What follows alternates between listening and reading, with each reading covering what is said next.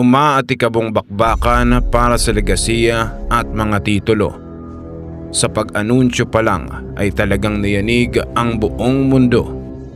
Banggaan ng isang alamat kontra sa ngayoy kampiyon. Maghaharap sa isang laban na aasahang magiging maaksyon. It never be the same. It's a very dangerous fight. Very, very dangerous. Kakayanin pa bang baklasin at ibagin ang mga bagong kampiyon?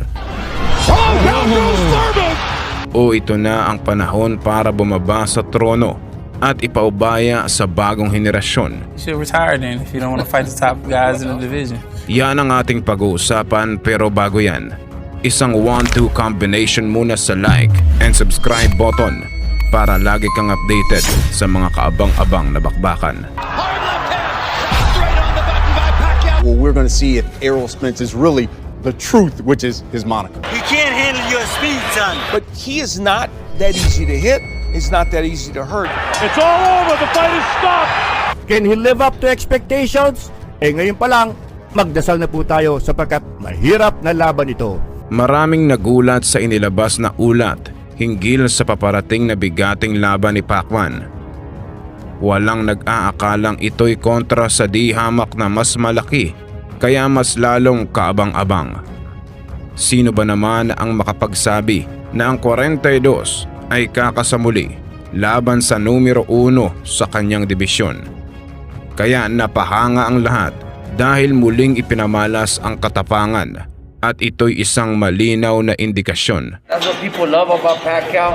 A true warrior, he wants to be remembered as, one of the greats, taking those chances. Silyado na ang kanyang pangalan bilang isa sa mga di malilimutan sa kasaysayan. We are looking at one of the all-time greats. This guy stands with the greats in the great pantheon of boxing. Kahit aling henerasyon man mapabilang, ang ganitong klaseng mandirigma ay talagang dapat kahangaan. Bukod tanging boksingero na handang makipagsabayan at kahit sino ay walang inaatrasan. Talagang walang kapantay ang naiambag niya bilang atleta ng palakasan. No one ever came close to dreaming about doing that, and then Pacquiao did it. Pabago-bago ang klima ng welterweight division ngayon. Paiba-iba ang kilos ng panahon, ngunit lumalakas na ang ambon. Sa tinagal-tagal ay sa wakas naisapinal na ang kanyang laban ngayong taon. Muling magpapasiklab ang alamat na mandirigma kontra sa isang magiting na kampiyon. Talagang marami ang napahanga sa pagkasa ng kampo ni Pacquiao sa hamon. I didn't believe it at first, but it's going down. Karamihan sa mga batikan ay di makapaniwala sa balitang sumalubong. Pati ang mga pausbong na kampiyon ay namangha sa tibay ng loob ni Pacman. You're not human. Isang perpektong ehemplo bilang lehitimong mandirigma sa naturang larangan. Dahil ang kasalukuyang henerasyon ay halos pinapatakbo na lang ng salapi. Doble ingat sa kanilang talaan dahil ang nakahanay na kalaban ay madalas pinipili. Tila nag-iiwasan at ang mga laban na dapat sanay nangyayari ay nauuwi lang sa parinigan. Kaya ang mga taga-subaybay ay bihira na lang makasaksi ng mga umaatikabong bakbakan. Ngunit may mga iilang boksingerong taas noo pa rin tungo sa karangalan. Mas pinapahalagahan ang legasiya at sinusulit ang oras na kanilang nilalaan. Sa kabila ng lahat ng iyan ay marami pa ring laban na tumatak at di matatawaran. Partikular na ang huling laban ni Pacquiao kontra kay Keith Thurman. He has a case. He could submit his resume and say, I want consideration as the best fighter who's ever lived. Sa hinaba-haba ng kanyang karera ay halos lahat ng parangal ay kanya nang nasungkit. Subalit may iilan pang hindi niya nahawakan at nakamit. Tulad ng pagiging unified champion at pagiging undisputed. Kaya kung sakaling manaig kontra Spence, abay talagang abot kamay niya ang langit. Isa sa mga nakamamanghang aspeto na taglay ni Pacquiao ay ang pagiging makatao sa likod at harap ng eksena. Kapag sumampa sa lona at sa pagtunog ng kampanilya ay lumalabas ang kanyang kakaibang aura. Animoy isang gutom na tigre na naghahanap ng kanyang mabibiktima. Does he attack with this scary will, like he's possessed? Sanay nang minamaliit dahil sadyang maliit nga naman talaga kumpara sa timbang na kung saan nakikipagtagisan siya. Karamihan sa mga kumontra at sumugal sa kabila ay palpak ang mga prediksyon nila. Medyo partida pa nga dahil pinagsasabay niya ang trabaho at serbisyo sa kapwa. Bukod tanging mandirigma dahil kung gaano man kabrutal ang boxing ay kabutihan naman ang ipinapakita niya sa madla. Sa kabilang dako naman ay ang ngayoy kampiyon sa 2 titulo. Errol The Truth Spence Jr. Naging numero 1 sa kanyang dibisyon pagkatapos tibagin ang bawat nakaduelo. Malaki, matangkad, disiplinado at mapusok sa kanyang mga nakadaupang kamao. Isang kampiyon na walang talo at pasok sa pound for pound rankings sa loob ng ika-5 pwesto. Isang atletang batak sa amateur mula noong kabataan pa lamang. Naging 3-time national champion at nagrepresenta sa Estados Unidos taong 2012 sa London Olympics. Sa kaparehong taon ay tumungtong sa professional na tagisan at dito ay nagpamalas ng kakaibang galing. Isa sa mga tinalo niya ay ang bata noon ni Brian Viloria na si Chris Van Heerden. Now he can land some power shots like that. Left hand, okay, Van Heerden wants to wiggle out of it, but the crowd reacts to that. Binaklas ang may tuturing na acid test na si Chris Algieri habang umuusbong ang kanyang karera. Isang dating kampiyon at ang bukod tanging nakalaban ng dalawa nating bida sa eksena. Hanggang nabigyan ng isang pagkakataong sumabak kontra sa nooy IBF champion na si Kell Brook. Dumayo pa sa Inglaterra upang agawin ang titulo at harapin ang bigating pagsubok. Huwagi ang nooy challenger pagkatapos pabagsakin ng 2 beses. Kaya sa 11th round ay itinigil. The body punching was the key. It was because Spence was laying the groundwork with that body punching. You saw Brook now fighting in spurts as opposed to fighting steadily. 3 beses na depensahan ang titulo habang nagpamalas ng ibang level na abilidad. Hindi nakaporma ang 4th Division World Champion na si Mikey Garcia at sa buong laban nila ay binalibag.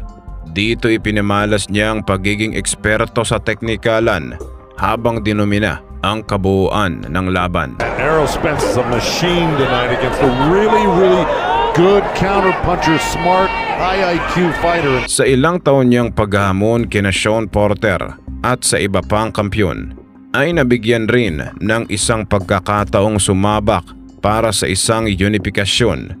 Isang umatikabong bakbakan para sa 2 titulong pandaigdigan. Bawat rounds ay dikdikan at ang estilo ni Porter ay kanyang sinabayan. I'm on pins and needles right now, Kenny. This is a very close fight. I got it tied at 38-38. You gotta keep seeing what the judges are looking at here. Split decision ang kinalabasan at naging factor rin ng resulta ang 11th round knockdown. Oh, right on the chin, right when he was throwing a punch. Dahil sa kanyang pagkakapanalo, naging numero 1 sa nasabing dibisyon at dito itinatag ni Spence ang kanyang pangalan. Subalit dumating ang pangyayaring hindi inaasahan.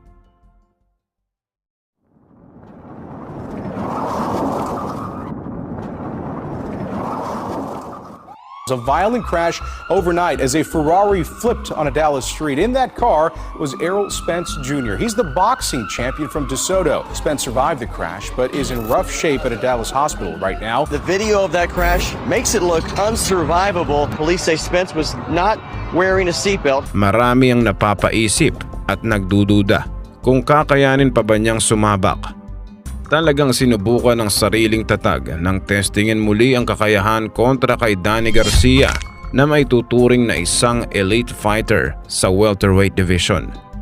Dito tinuldukan ang mga katanungan pagkatapos dominahin ang former world champion. He's given it his best shot. They just aren't working. Errol Spence is too much. One-sided ang resulta at tila mas lalong tumalas hindi lang ang kanyang abilidad kundi pati na rin ang kanyang battle perception. Oh, great combination by Spence right there. You know, Danny needs to move that head a little bit and not get caught. At ngayon nga ay tatangkaing iukit ang pangalan sa kasaysayan kontra sa isang alamat sa larangan. Maraming eksperto at taga-subaybay ay pabor sa kanya dahil raw sa kanyang kalamangan at kakayahan. Ngunit alam niyang hindi ito magiging madali dahil ibang level ang kanyang makakalaban. I feel like, he's a great fighter. I feel like he's going to be competitive. Ating isa-isahin ang nilalaman ng kanilang talaan. Higit 2 beses ang karanasan ni Pacquiao sa bilang ng profesional na laban. Kaakibat niyan ang 26 na taong iginugol sa larangan. Habang si Spence naman ay 9 na taong hindi natatalo at mataas ang porsyento ng mga pinataob na kalaban. Sa tangkad at haba ay talagang lamang ang kampyon. Subalit alam nating noon pa may subok na si Pacquiao kontra sa mas malaki at matangkad. Ang mga kasing tangkad ni Spence o higit pa na tinalo ni Pacquiao ay sina Oscar De La Hoya, Antonio Margarito, Chris Algieri at Jesse Vargas. Sa edad naman ay higit dekadang agwat nila, isang alamat na hinubog ng panahon kontra sa isang primerang makina. Kaabang-abang rin dahil parehong southpaw ang dalawa. Noon pang 2008, ang huling laban ni Pacquiao kontra sa isang southpaw na si David Diaz sa lightweight division.